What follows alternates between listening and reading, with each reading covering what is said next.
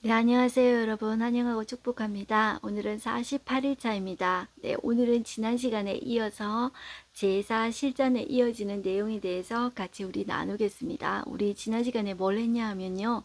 7일 동안 제사장 위임식을 했습니다. 그리고 나서 이제 8일차 되던 날은 이제 아론이 처음으로 제사를 드리게 되는 것이죠. 그리고 나서 하나님께서 너무 기쁘시게 받으시고 여호와의 영광이 그 성막 안에 가득하게 되고 불이 여호와 앞에서 나와서 그 제단 위에 번제물과 기름을 이제 불태우게 됩니다. 자, 그렇게 되니까 온 백성이 보고 와 소리 지르면서 여호와의 영광을 이제 보게 되는 거죠. 자, 그 뒤에서 무슨 내용이 이어질까? 자, 그것을 우리가 오늘 다루게 되겠습니다. 자, 오늘의 범위는 레위기 10장과 그리고 조금 건너뛰어서 16장하고 17장으로 이렇게 연결해서 우리가 오늘 하도록 하겠습니다.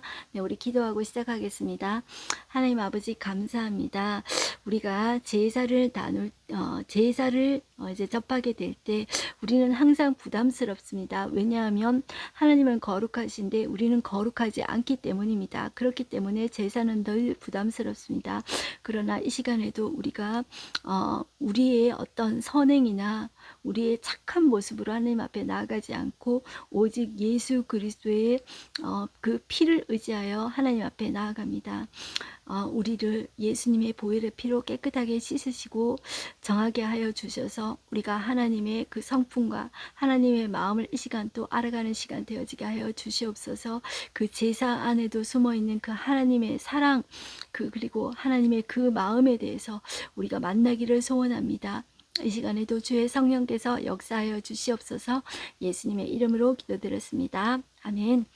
네, 우리 오늘 리딩 가이드 보겠습니다. 네, 우리가 계속 이어서 오셔야 됩니다. 제사장 위임식이 끝나고 아론이 첫 제사를 드렸어요. 자, 그것을 모든 제사장과 레위인과 온 백성이 다 봤다고 그랬죠. 자, 그랬는데 오늘은 어떤 내용이 이어지냐 하면 아론의 첫째 아들, 둘째 아들이 있어요. 자, 첫째 아들의 이름은 나답과 둘째 아들의 이름은 아비우예요. 아버지의 뒤를 이어서 이제 제사장직을 수행하게 되는데 자, 이 두 아들이 제사장직을 수행하다가 여호와께서 명령하시지 아니한 다른 불로 제사를 하게 돼요. 그러자 불이 나와서 두 사람을 삼켜버립니다. 처음으로 이제 위임식 예법 그대로 본 백성들은 하나님의 영광을 봤었잖아요. 그런데 이 두 사람이 죽는 것을 보고 하나님의 법도가 얼마나 엄중하신 것인가를 이제 경험하게 됩니다. 레위 후손들에게도 큰 교훈이 되었을 것입니다. 자, 이렇게 레위기 10장을 읽은 후에 연결되는 것은 16장, 17장이에요. 자, 요렇게 읽을 거예요. 거기에 나오는 내용들은 속죄 1, 제물을 드릴 곳, 그렇게 해서 계속 이어지는 제사법에 관해 대해서 우리가 보게 될 것입니다. 그럼 다음에 가나안 자연 환경에 관한 정보인 레위기 11장에서 15장까지 있습니다. 자, 이거는 내용이 10장하고 11장으로 이렇게 연결되는 게 아니에요. 그래서 요 내용은 조금 다른 내용이기 때문에 16장, 17장 읽고 나서 이제 읽을 거예요. 11장부터 15장까지는. 그리고 지금 이스라엘 백성들은 광야 2세대가 모압 평지에 와 있습니다. 자, 그런데 우리가 지금 왜 여기에서 레위기를 읽냐 하면 실제로 출애굽기 상황 시내산에서 이 레위기가 쓰여졌어요. 그런데 써보지도 못하고 광야 1세대 그들의 부모 세대가 다 죽었다고 했죠. 자, 그래서 지금 광야 2세대들이 이제 가나안 땅에 들어가서 제사장 나라로 살아야 돼요. 정체성은 제사장 나라예요. 너희는 거룩한 백성이에요. 자, 그런데 자, 이제 광야 2세대가 이제 그것을 해야 돼요. 그러니까 이 시점에서 이제 레위기를 읽겠다는 거죠. 자, 이제 본문에 들어가서 우리가 볼 텐데요. 10장에 들어가시면 우리가 소제목이 나답과 아비후가 벌을 받아 죽는 내용이 나옵니다. 1절을 한번 볼게요. 아론의 아들 나답과 아비후가 각기 향료를 가졌다가 여호와께서 명령하시지 아니하신 다른 불을 담아 여호와 앞에 분향하였더니 불이 여호와 앞에서 나와 그들을 삼킴에 그들이 여호와 앞에서 죽은지라. 자, 우리 이걸 보면 하나님은 사랑의 하나님이라고 하는데 자, 이걸 보면 너무하신다 이런 생각이 들지 않나요? 그런데 이 나답과 아비후는 자, 여기 보시면 여호와께서 명령하시지 아니하신 다른 불을 담았다가 그랬죠. 근데 왜 이렇게 했을까요? 자, 그것이 내용이 여러분들 8절 한번 가겠습니다. 8절에 보시면 이 두 아들이 죽었잖아요. 아론의 두 아들이. 그러니까 여호와께서 아론한테 말씀하시는 거예요. 자, 이르시되 너와 내 자손들이 회막에 들어갈 때에는 포도주나 독주를 마시지 말라. 그리하여 너희 죽음을 면하라. 이는 너희 대대로 지킬 영영한 규례니라 이야기하죠. 자, 왜 다른 불을 들였을까요? 이 두 아들이 포도주와 독주를 먹어 취한 상태에서 들어간 거예요. 그래서 명령하시지 아니한 불로 이제 한 거죠. 분양을 한 거죠. 그러니까 여러분들 하나님이 이런 말씀을 하시는 거예요. 나는 나를 가까이 하는 자 중에서 내 거룩함을 나타낸다고 그랬거든요. 자, 이 나답과 아비오는 아버지의 첫 제사를 받잖아요. 그 자기들이 이제 처음으로 하는 거잖아요. 그러면 얼마나 맑은 정신으로 자, 이 직분이 귀중한 것을 알고 경외함으로 두려운 마음으로 이 직분을 행해야 되지 않겠습니까? 그런데 술 취해서 제정신이 아닌 이 상태로 했다는 거죠. 하나님의 마음이 어떻겠어요? 이 하나님의 이 그 거룩함의 위엄을 보여주신 거예요. 자, 이것을 하나님 깐깐하다, 너무하신다 이렇게 생각하시면 안 됩니다. 그래서 10절 보시면 그리하여 너희가 거룩하고 속된 것을 분별하고 부정하고 정한 것을 분별하고 이렇게 나옵니다. 이 나라는 제사장 나라입니다. 자, 이 나라는 하나님의 거룩함을 드러내야 되는 것이에요. 자, 거룩이 그들의 파워예요. 자, 오늘날 기독교가 왜 여러분들 많이 질타를 받고 있습니까? 너희하고 우리하고 다른 게 없다는 거죠. 달라야 되는 것이 무엇입니까? 하나님의 거룩함을 우리가 반사해 내야 되는 것입니다. 그럴 때 거룩함을 반사해 낼 때 능력이 드러나는 거예요. 그런데 우리 속에 세상과 속된 것과 우리와 똑같다면 거룩하지도 않고 세상과 똑같이 속되니까 파워가 나오지 않습니까? 파워가 안 나오잖아요.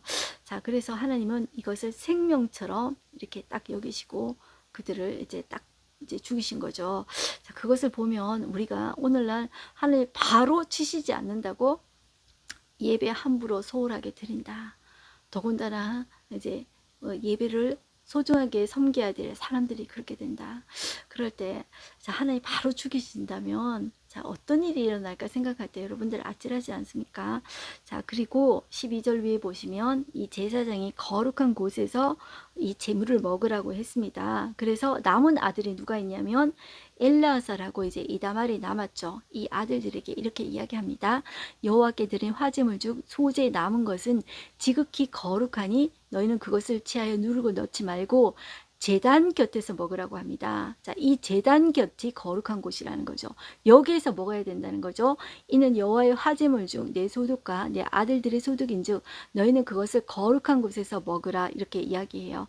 자, 거룩한 곳에서 먹어야 된다. 함부로 아무 곳에서 먹으면 안 된다 이렇게 이야기하죠. 자, 그리고 여러분들 왼편에 여백에 보시면 레위기 타임라인이 나옵니다. 제가 지난 시간에도 이야기했지만 레위기 1장에서 7장까지는 온 회중에게 이르는 제사법을 이야기하는 거예요. 자, 5가지 제사, 번제, 태워서 드리는 거, 소제, 곡식 제사, 곡식 가루로 드리는 거, 그 다음에 속제제. 이 속제제는 여러분들 아무리 가난하도 드려야 됩니다. 가난하면 산비둘기, 집비둘기 2마리를 드려라. 그런데 그것도 못 드려?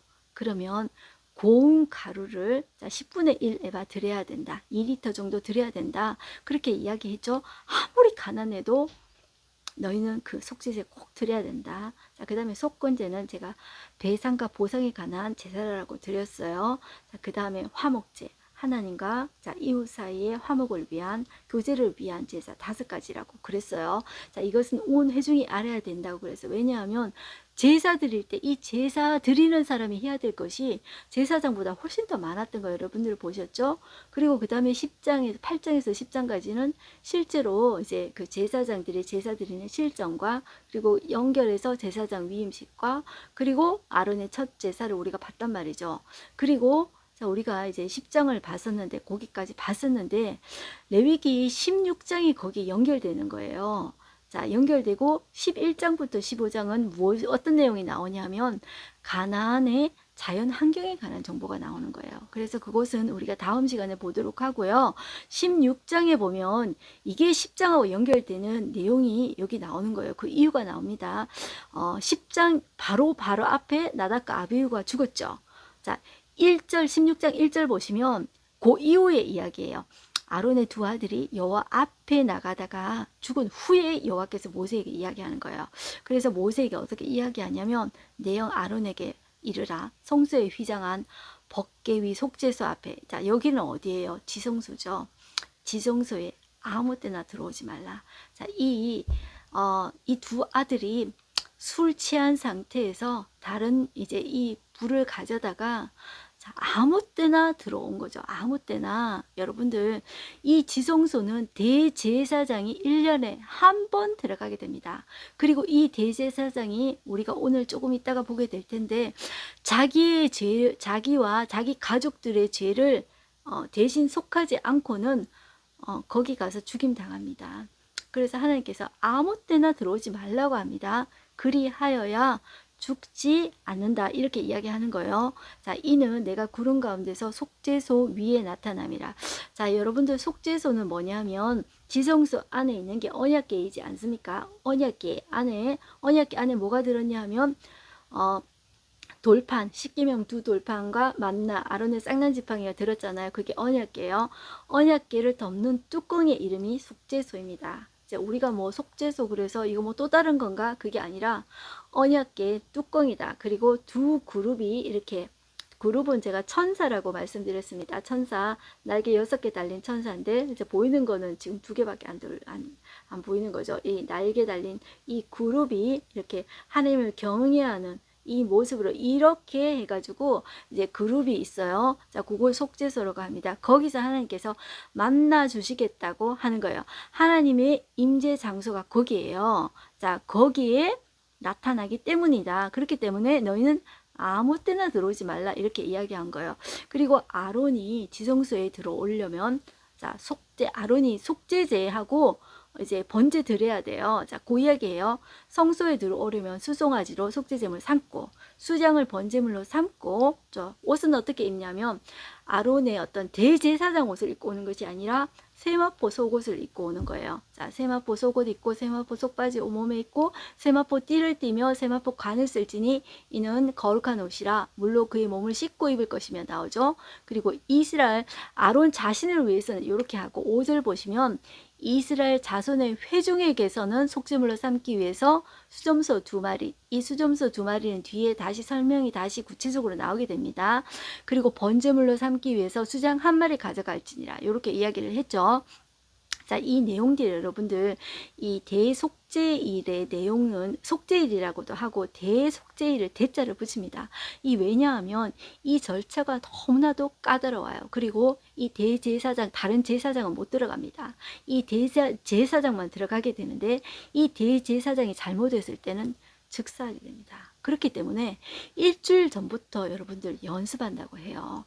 그렇게 연습하고 그럼에도 불구하고 자, 잘못했다. 그 안에 죄가 제대로 속하여지지 않았다. 그러면 즉사에서 나오는 거죠. 그래서 이 대제사장하고 대리에서 해줄 사람도 같이 연습한다고 해요. 자, 그래서 이제 얼마나 이것을 엄하게 위험하게 해야 되는가. 자, 이것을 했을 때 이렇게 설명을 이렇게 해놓은 거예요. 자, 이렇게 준비를 해놓고 자 6절 보시면 아론은 자기를 위한 속죄제의 수송아지를 드리되 자기와 자기 집안을 위해서 속죄하고 나오죠. 먼저 온 회중을 위해서 하기 전에 누구부터 먼저 해야 된다고요? 자기하고 자기 가족 위해서 먼저 하고 또 그리고 두 염소 가지고 회막 문 여호와 앞에 두는 거예요. 자, 두 염소가 있는데 이 두 염소는 비슷하게 생긴 이제 쌍둥이 같은 염소를 이제 둘이 가지고 오는 거예요. 그런데 이제 제비를 뽑는 거예요. 한 제비는 여호와를 위하고 한 제비는 아사셀을 위하여 적어놨죠. 이 아사셀이라는 말이 여러분들 상당히 어려우실 거예요. 자, 밑에 보시면 설명이 나와 있는데요. 내 보내는 염소라는 뜻이에요. 자, 이 말이 좀 이 히브리어이기 때문에 되게 어렵지 않습니까? 그런데 이제 이 아사셀이라는 뜻이 내보내는 염소인데 이것은 바로 예수 그리스도를 상징하게 됩니다. 자, 이 속죄 제물 자체도 여러분들 예수님이에요. 그런데 내보낸다는 것은 우리의 모든 죄를 지고 광야로 쫓아보내는 거예요. 자, 이 제물한테는 항상 안수를 하고 하거든요. 자, 내 죄를 전가한다는 뜻이죠. 내 죄를 전가해서 이 염소를 광야로 보냅니다. 자, 이렇게 뒤에 계속 또 설명이 또 나오게 되는데요. 자, 이 구절 보시면 아론은 여호와를 위하여 제비 뽑은 염소를 속죄제로 드리고, 자, 아사셀은 내보내는 염소입니다. 자, 10절 보시면 아사셀을 위하여 제비 뽑은 염소는 산채로 여호와 앞에 두었다가 그것으로 속죄하고 아사셀을 위하여 광야로 보낼지니라, 이렇게 나오죠. 내용이 좀 어렵지만 여러분들 계속 보시면 됩니다. 이제 내용은 이제 큰 줄기는 이거예요. 자, 아론은 자기 죄를 위해서 먼저 속죄하고, 자기와 자기 가족을 위해서 먼저 속죄하고, 그 다음에 온 회중을 위해서 속죄 제물을 드린다. 아론의 속죄 제물은 수송아지예요. 그리고 회중은 수점소 이제 두 마리인데, 한 마리는 여호와를 위하여, 한 마리는 아사셀. 자, 염소인데 이 아사셀은 광야로 내보내는 염소다, 이렇게 생각하시면 돼요. 자, 그리고 여러분들 이 대속죄일에 아론이 한 번만 그 지성소에 들어가는 것이 아니에요. 나갔다가 이게 3번 정도 이렇게 반복하게 됩니다. 자, 11절에 이제 한번 볼게요. 지금까지 개론식으로 설명을 했는데 다시 11절부터 또다시 설명합니다. 자, 어떻게 첫 번째 들어가게 되냐면 11절, 아론은 자기를 위한 속죄제에 수송아지를 드리되, 자기하고 자기 가족을 위해서 이제 번제물은 수송아지라고 그랬죠. 자, 수송아지를 드리되 자기와 집안을 위하여 속죄하고 자기를 위한 그 속죄제에 송아지를 잡는 거예요. 자, 안수하고 잡는 거예요. 그리고 어떻게 하냐면 향료를 가져다가 여호와 앞 제단 위에 피운 불을, 자, 이 피운 불을 어떻게 가지고 오냐면 숯을 가지고 오는 거예요. 다른 번역에 보면 여러분들 불이 아니라 피운 숯을 가지고 그 향료에 이제 두는 거예요. 그리고 그것에 채우고 또 플러스 곱게 간 향기로운 향을 두 손에 채워 가지고 어디에 들어가냐면 여기 휘장 안에 들어가서 했죠. 이 휘장은 지성소를 말합니다. 지성소 안에 들어가서 그 연기가 그 속죄소 위에 가득하게 합니다. 그렇게 이제 들어가고, 자, 이제 13절, 여호와 앞에서 분향하여 향년으로 증거계 위 속죄소를 가리게 할지니 그리하면 그가 죽지 아니할 것이며. 자, 이 속죄소를 먼저 이 향으로 가득하게 하는 거예요. 그리고 나서 14절, 그는 그 수송아지의 피를 가져다가 손가락으로 속죄소 동편에 이제 뿌리고, 또 손가락으로 그 피를 어디에? 속죄소 앞에 7번 뿌립니다. 7번은 이제 완전수를 의미하는 거죠. 그리고 백성을 위하여 속죄제 염소를 잡아서 그 피를 가지고 휘장 안에 들어가서 그 수송아지 피로 행함 같이 똑같이 그 피로 행하여 속죄소 위와, 자, 지성소에 들어가서 다시 이제 속죄소 위하고 속죄소 앞에 7번 뿌립니다. 똑같이. 자, 곧 이스라엘 자손의 부정과 그들이 범한 모든 죄로 말미암아 이제 지성소를 속죄하는 거예요. 그리고 이 부정한 중에 있는 회막도 속죄하는 거예요. 자, 이것이 지성소 속죄하는 거하고 회막 속죄하는 거하고 이제 같이 이제 간다는 거예요. 지성소, 성소 같이 정하게 한다. 1년에 한 번씩. 이것은 다른 제사장은 못하고 대제사장만 한다는 거죠. 자, 그래서 이제 쭉 보시면 어디로 가시냐면 18절로 가십니다. 18절, 그는 여호와 앞 제단으로 나와서 그것을 위하여 속죄할지니 곧 그 수송아지 피와 염소의 피를 가져다가 제단 기퉁이 뿔들에 바르고. 자, 이제 제단 앞으로 나와서 어떻게 하냐면 수송아지 피하고 염소의 피를 제단, 번제단 있지 않습니까? 거기에 4뿔이 있습니다. 거기에다가 이 송아지 피하고 염소 피를 바르는 거예요. 자, 그리고 19절에 보시면 손가락으로 그 피를 그 위에 7번 뿌려요. 그리고 이스라엘 자손의 부정에서 제단을 성결하게 할 것이고, 지성소와 회막과 제단을 위하여 속죄하기를 마친 후에 이제 살아있는 염소를 이제 드리는 거예요. 자, 그래서 이 살아있는 염소가 뭐냐 하면은 이제 아사셀 염소인 거예요. 21절에 보면 그의 두 손으로 살아있는 염소 머리에 이제 안수하는 거예요. 안수라는 것은 죄를 그 염소한테 옮기는 거예요. 전가, 어려운 말로 전가라고 그럽니다. 머리에 이제 힘껏 안수한 후에 이스라엘 자손의 모든 불의와 그 범한 모든 죄를 아래고 그 죄를 염소 머리에 두어서 그 미리 정한 사람이 있어요. 미리 정한 사람에게 맡겨서 광야로 보내지니, 이 광야로 내보내는 염소를 아사셀 염소라고 한다고 제가 말씀드렸어요. 자, 22절, 염소가 그들의 모든 불의를 지고 접근하기 어려운 땅에 이르거든 그는 그 염소를 광야에 놓을지니라. 아론은 회막에 들어가서 다시 회막에 들어갑니다. 지성소에 들어갈 때 입었던 세마포 옷을 거기에 벗어서 거기 두고 이제 24절에 거룩한 곳에서 물로 그의 몸을 다 씻어요. 그리고 자기 옷을 입고 나서 자기의 번제와 이제는 아까는 속죄제를 드린 거예요. 자, 이제는 번제를 드리는 거예요. 자기 번제하고 자기 번제를 항상 먼저 드려야 돼요. 자기 번제 플러스 백성의 번제를 드리는 거예요.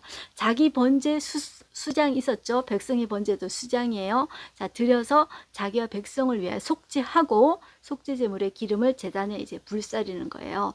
자, 그래서 29절로 가십니다. 여러분들, 너희는 영원히 이 규례를 지킬지니라. 일곱째 달 곧 그 달 10일에 너희는 스스로 괴롭게 하고 아무것도 하지 말 때 스스로 괴롭게 하는 것이 금식하라는 것이에요. 본토인이든지 너희 중에 거류하는 거류민이든지 그리하라. 이날에 너희를 위하여 속죄하여 너희를 정결하게 하리니 너희의 모든 죄에서 너희가 여호와 앞에 정결하리라. 이는 너희에게 안식일 중에 안식일인즉 너희는 스스로 괴롭게 할지니 영원히 지킬 규례라. 여러분들, 제가 조금 전에도 말씀드렸지만 제사 중에 가장 까다로운 것이 속죄제입니다. 속죄제 드릴 때 다른 제사 같은 경우에는 이렇게 차등을 두지 않지 않았습니까? 그런데 이 속죄제만큼은 제사장 온 회중의 죄를 범했으면 수송아지 드리고 차등해가지고 너희 가난해? 그러면은 가난해서 그 수송아지 이런 거 수염소 수장 못 드리지? 그러면 너희가 집비둘기나 산비둘기 드려. 그런데 그것도 못 드려? 그러면 고운 가루 10분의 1 에바 드려. 이렇게 이야기한다는 거죠. 아무리 가난해도 속죄제는 어떻게 드려야 된다. 이렇게 이야기하시는 거예요. 그리고 이 대속죄일은 1년에 한 번 이 죄를, 백성들의 모든 죄를 리뉴하는 거예요. 우리가 왜 이렇게 쓰잖아요. 그런데 다시 한 번 더 쓰고 싶으면 리뉴한다고 들어보셨죠, 여러분들? 다시 갱신하는 거예요. 자, 이 대제사장의 이 속죄 행위는 1년밖에 가지 못해요. 그래서 여러분들, 히브리서 9장 12절에 보면 이런 말씀이 나옵니다. 예수님이 이렇게 십자가에 돌아가셨잖아요. 이것은 염소와 송아지의 피로 하지 않고 예수님의 피로 했다고 나와요. 그래서 이 예수님이 드린 이것은 예수님의 자신의 피가 영원히 단번에 드린 제사라고 히브리서에는 나옵니다. 그 여러분들, 이 대속죄제, 이거 대속죄일에 이 속죄제와 번제 드리는 것이 너무나도 까다롭다고 제가 말씀드렸죠. 하나라도 잘못하면 바로 축사한다 그랬죠. 그래서 대리인까지 시켜서 일주일 전부터 연습해야 된다고 이야기했죠. 자, 그런데 이 예수님이 이 대제사장이 이렇게 하는 행위의 그림자라는 거죠. 이 사람들이 이렇게 하지 않으면은 내 죄가 얼마나 있잖아요. 하나님 앞에서 그 죄가 가증하고 죄는 그 하나님이 보고 계실 하나님이 못 보는 거예요. 죄를 못 보실 뿐만 아니라 죄는 우리를 상하게 합니다. 죄는 우리의 생명을 없애는 게 우리 죄예요. 근데 우리는 우리 자신이 그걸 모르잖아요. 하나님은 죄를 보실 수가 없는 것입니다. 그렇기 때문에 하나님이 창세 전에 이미 하나님은 사람이 죄를 지었을 때 내가 대신 나의 생명을 주리라 하나님이 마음 먹으신 거예요. 그런데 바로 하나님께서 오시지 않습니다. 왜냐하면 바로 왔을 때 인간이 그 죄가 얼마나 엄중한지, 죄가 얼마나 우리에게 상처를 주는지, 죽음을 주는지 그걸 몰라요. 그렇기 때문에 짐승 제사를 충분하게 드린 다음에 하나님의 때 하나님 자신이 오십니다. 그 전에 오면은 그걸 모릅니다. 인간이. 제가 늘 말씀드리지만 인간이 아직 그릇이 만들어지지 않았는데 만약에 그걸 하잖아요. 그러면 그걸 못 알아들어요. 제가 늘 우리 딸 이야기를 들어드리는데요. 어려서 제가 제 욕심으로 아무리 뭐 수학을 제가 이제 아무리 쉽게 설명한다고 해도 여러분들 잘 설명해도 애가 아직 어리면은 아무리 잘 설명해도 못 알아듣습니다. 그건 마찬가지예요. 아무리 잘 설명해도 100번, 1000번, 만 번을 설명해도 어린 상태에서는 못 받아들입니다. 그래서 그것을 계속 그림자처럼 보여주는 것이 있어야 돼요. 그래서 이 대제사장이 이런 1년마다 이것을 하는 거예요. 그러면서 야, 나의 죄 때문에 저 정말 짐승이 내 대신에 대신 죽는구나. 이것이 가득 찰 때 하나님의 때에 하나님이 직접 오시는 거죠. 그것이 바로 예수 그리스도이십니다. 자, 그렇게 해서 이 속죄일에 대속죄일에 내 죄를 여러분들 깨끗하게 이 씻기를 하나님께서 너무나도 바라시는 거죠. 자, 그리고 17장으로 넘어갑니다. 제물 드릴 곳은, 제물은 어디에서 드려야 되냐 했을 때, 제물도 여러분들 아무 데서나 드리면 안 됩니다. 자, 제물을 뿐만 아니라 여러분들 짐승, 가축을 잡을 때도 하나님께서 너희는 거룩한 백성이다. 아무 데서나 하면 안 되고 하나님이 딱 장소를 정해 두셨습니다. 그게 어디냐면 해막 앞에서 잡아야 된다고 하나님께서 장소를 정해 두셨어요. 그래서 17장 3절에 보시면 이스라엘 집의 모든 사람이 소나 어린 양이나 염소를 진영 안에서 잡든지 진영 밖에서 잡든지 먼저 회막문으로 끌고 가서 여호와의 성막 앞에서 여호와의 예물로 드리지 아니하는 자는 피 흘린 자로 여길 것이라. 그가 피를 흘렸은즉 자기 백성 중에서 끊어지리라. 뭐 이렇게까지 심하게 해야 되나? 자기가 뭐 고기 먹고 싶어서 잡을 수 있잖아요. 그런데 어떻게 해야 된다고요? 성막 앞에서 이제 하나님 앞에 화목제 여기 나옵니다. 여러분들 5절 끝부분에 보시면 화목제로 여호와 앞에 드리고 나서 하라고 그러거든요. 고기 먹고 싶을 수 있잖아요. 그런데 고기 먹고 싶어? 그러면 여호와 앞에 먼저 화목제로 드리라는 거죠. 하나님은 이 너희의 정체성, 거룩한 백성의 정체성을 계속 심어주는데요. 아, 너무 심한 거 아니야? 고기 먹고 싶을 때도 있는데 이렇게 하라고? 깐깐해 이렇게 생각할 수 있지만 하나님이 거룩을 생명으로 여기신다고 좀 생각했으면 좋겠어요. 여러분들 그 당시에 가나안 백성뿐만 아니라 그 모든 그 이방 민족이 어떻게 했냐면 여러분들 고기 많이 먹거든요. 그러면 자기들 잡고 싶은 데서 아무데나 잡습니다. 그리고 피를 흘리고 이제 먹는데요. 여러분들 이런 것들이 이제 세계 각지에 다 흩어져 있었는데요. 제가 살던 이제 그 콜로라도 덴버라고 제가 거기서 5년을 살았는데 저희가 거기 이제 오기 한 20년 전에 저희가 지금 여기 온지 한국에 나온 지 한 20년 정도 되는 것 같아요. 그런데 이제 그러니까 지금 한 40년 한 50년 정도 되겠죠. 전에 이 세계 각지에 여러분들 그런 데가 있습니다. 산 좋고 물 좋고 높은 산 같은 데는 이게 사람들이 어느 나라든지 이렇게 비나이다 하는 샤머니즘이 다 있어요. 미국에도 여러분들 기독교 국가 아닙니까? 그런데 그 콜로라도에는 그 럭키 산맥, 캐나다와 연결되는 럭키 산맥이 있습니다. 거기에 또 높은 산에 이제 거기에 이제 그 라마승이나 이런 사람들 각종 그 샤머니즘 하는 사람들이 거기에 거주하고 이렇게 빕니다. 그리고 그 덴버에서 1시간 정도 밑으로 내려가면 콜로라도 스프링스라고 있습니다. 거기에는 가면은 아침에 나가면은 그 짐승들을 제물로 드린 그 고양이나 뭐 이렇게 가축들 같은 걸 팔다리를 잘라 가지고 제물로 드린 것을 이게 길 옆에 이렇게 줄비하게 이렇게 세워 놓습니다. 도시가 그렇습니다. 그랬는데 어떤 한 목사님이 테드 헤거드라는 목사님이 들어가서 이분이 이제 교회를 세우기 전에 전화번호부 책을 가지고 가서 계속 중보 기도하시는 분들하고 기도를 하면서 그 이제 샤머니즘적인 그런 요소들이 이제 점이 안 맞고 제사들이 이제 그게 자꾸 이렇게 차단되어지기 시작하게 된 거예요. 그렇게 되면서 도시 전체가 이제 바뀌어지는 역사가 일어나게 되는데요. 제가 이야기를 왜 하냐면은 이 시대뿐만 아니라 이제 현대 시대에 와서도 산 좋고 물 좋은 곳에 여러분들 절 있죠. 절뿐만 아니라 이제 무당집 이런 것들이 많습니다. 이게 세계 각지에 다 있어요. 자, 그런데 이 사람들은 아무 때나 제사를 드리고 제물을 이렇게 잡아요. 이게 왜 그럴까요? 사람들이 제사를 왜 드릴까요? 인간이 파괴된 그 하나님과의 관계가 끊어졌잖아요. 끊어졌는데도 그 속에 그걸 알아요. 내가 신과 연결되어지려면 피를 흘려서 제사를 드려야 된다는 신적인 존재에 제사를 드려야 된다는 그 의식이 본성 속에 있어요. 그래서 인간이 제사를 드리는 거예요. 그리고 고사를 드리는 거예요. 그런데 하나님은 너희는 거룩한 백성이다. 고기 먹고 싶어도 제사를 드릴 때도 아무 때나 아무 장소에서는 하면 안 돼. 회막 앞에서 자, 화목제 드리고 고기 먹고 제사 지내고 예물 드려야 된다. 이렇게 하나님께서 이야기하는 거예요. 너희는 다른 백성이다. 거룩한 백성이다.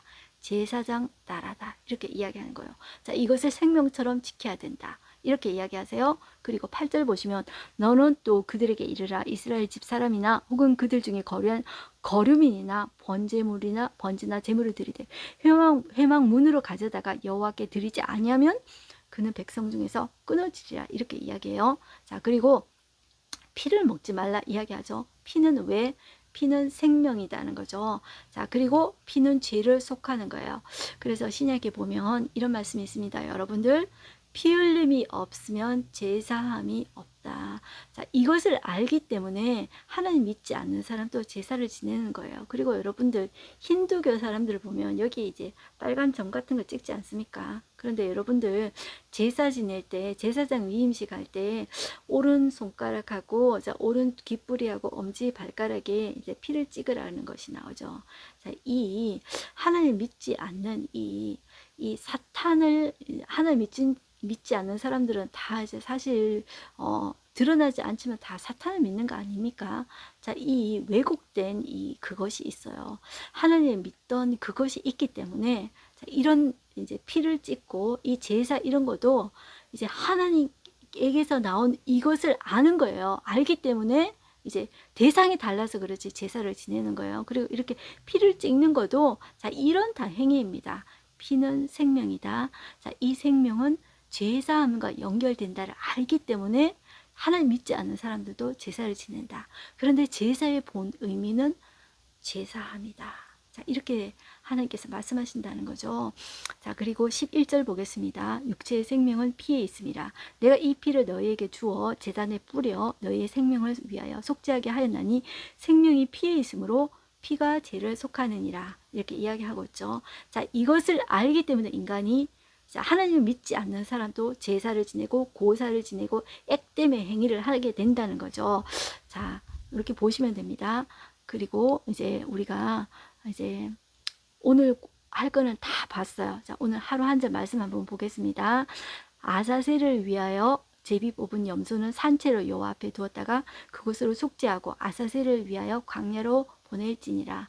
자, 이 아사셀은 내보내는 염소라고 했어요. 그런데 이 속죄제 제물 자체도 제가 예수 그리스도를 의미하고 아사셀은 광야로 쫓아보내는 염소입니다. 이것도 예수 그리스도를 상징해요. 모든 이 희생 제물은 예수 그리스도를 상징합니다. 자, 하나님의 사랑을 알도록 만 가지로 기록하셨어요. 하나님 너무 엄하시다. 죽인다고? 잘못하면 즉사한다고? 그런데 그 안에 하나님의 생명이 들어있어요. 내가 생명을 걸고 너희들한테 내 생명을 줄 거야. 자, 그것을 그림자로 보여주기 위해서 하나님께서 이런 제사를 계속 이제 이야기하시는 거예요. 자, 우리 인사이트 보겠습니다. 아사셀은 속죄일에 이스라엘 백성의 모든 죄를 지고 광야로 가는 염소입니다. 떠나다 요것을 히브리어로 아젤이라고 합니다. 그리고 염소 에스라는 말의 합성어입니다. 떠남, 보냄의 의미로 이해됩니다. 만왕의 왕이신 예수님은 우리의 모든 죄를 지고 성문 밖 골고다로 향하셨습니다. 자, 우리의 이제 죄를 지고 예수님이 이제 아사셀 염소가 되시고 속죄 제물이 되셨다는 거죠. 이 모든 제사를 생각할 때 우리는 얼마나 그 하나님의 사랑을 생각해야 될까요? 그런데 하나님의 사랑을 생각하는 대신에 짐승 애처롭다 이것만 생각하지 않습니까? 혹시 우리의 죄는 생각하지 않고 하나님 너무 엄하시다 그것만 생각하지 않습니까? 여러분들 그 엄하다 말하기 전에 우리는 하나님의 생명 주신 사랑을 먼저 봐야 되고요. 우리의 죄악이 얼마나 깊은가 그것을 생각해 봐야 됩니다. 우리는 다 50보 100보 차이입니다. 우리는 다 죄인입니다. 그런데 내 죄를 깨닫는 것이 은혜입니다. 거기에서 하나님의 은혜가 시작됩니다. 여러분들 죄는 두렵지만요. 죄를 깨달을 때 거기에서 시작된다는 걸 생각할 때 우리가 무엇을 위해서 기도해야 될까요? 하나님, 제가 얼마나 정말 중한지를 제가 알지 못합니다. 그러나 우리가 기도할 때 하나님, 제가 제 죄를 깨닫게 해 주십시고 제 죄 때문에 하나님이신 예수님이 죽으셨다는 것, 생명 내어주셨다는 것, 그리고 생명 내어주신 것은 사랑이라는 것, 그것을 제가 정말 제 가슴속에 깊이 새기기를 원합니다. 그렇게 기도하는 우리가 되었으면 좋겠습니다. 기도하겠습니다. 하나님 아버지, 감사합니다. 오늘도 저희가 조금 길었지만 이 대속죄 일에 대해서 저희가 보았습니다. 이 내용이 정말 까다롭고 정말 하나님은 깐깐하시다, 엄하시다 이렇게 생각되지만 그 안에 하나님의 사랑이 있었습니다. 하나님이 생명을 준 사랑이었습니다. 이 모든 속죄 제물 아사셀 염소는 우리 주 예수 그리스도를 상징한다고 했습니다. 우리가 하나님 앞에 나아갈 때 오직 예수 그리스도로 나아갑니다. 그의 사랑을 힘입어 나아갑니다. 예수 그리스도는 영원한 속죄 제물이 되셨습니다. 주님이 속죄 제물이 되실 때 염소와 송아지 피가 아니라 당신의 생명을 걸고 우리에게 생명을 주시면서 내가 너를 사랑한다. 내가 너를 사랑하기 때문에 나의 생명을 준다고 말씀하십니다. 그 사랑이 내 가슴속에 새겨지게 해 주시옵시고 그러기에 내가 하나님의 생명을 품은 자로서 귀한 존재라는 것을 기억하게 하여 주시옵소서. 나는 비록 내 생명이 귀하지 않다고 생각할지 모르나 내 생명은 하나님의 생명이라는 것을 기억하게 해 주시옵시고 하나님의 그 생명, 그것을 회복하는 우리가 되어지기를 원합니다. 하나님, 우리의 말씀 듣는 가운데 하나님 이 말씀이 새겨지게 하여 주시옵소서. 그냥 우리는 값 없는 존재가 아니라 하나님의 생명으로 주고 산, 핏값으로 주고 산 생명이라는 것을 기억하게 하여 주시옵시고 일상생활을 살면서 내가 내 자신이 하찮게 여겨질 때 삶에 치여서 정말 힘들 때 나는 하나님이 생명을 주고 사셨어. 그것을 꼭 기억하는 우리가 되어지게 하여 주시옵소서. 예수님의 이름으로 기도드렸습니다. 아멘. 네, 여러분들 승리하십시오.